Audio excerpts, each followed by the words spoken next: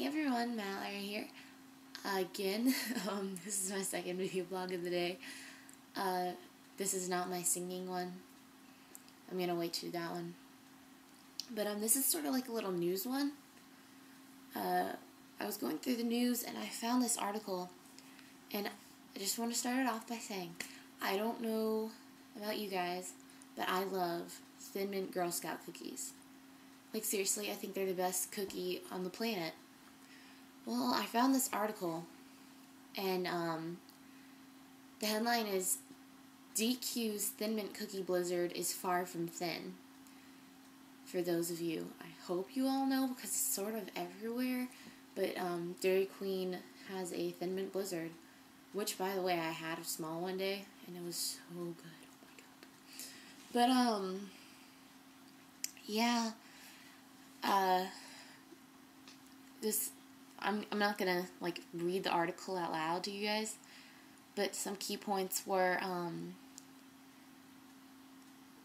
like, some people point out how fattening and how much sodium that, like, Chinese and Mexican food has, but a large Thin Mint Cookie Blizzard, which weighs more than a pound, oh my god, contains more than 1,000 calories, 31 teaspoons of sugar, and more than a day's worth of saturated fat. In other words, CSPI stands for Center for Science in the Public Interest, says it's the equivalent of drinking 2 Big Macs. Like if you were to put 2 Big Macs in a blender and puree them, and pour them into a large cup. Now, once I compare that in my mind, I think it's so gross and I never want to eat another Thin Mint Blizzard. But, like, I'm not a big health freak at all. I mean, I eat healthy, usually.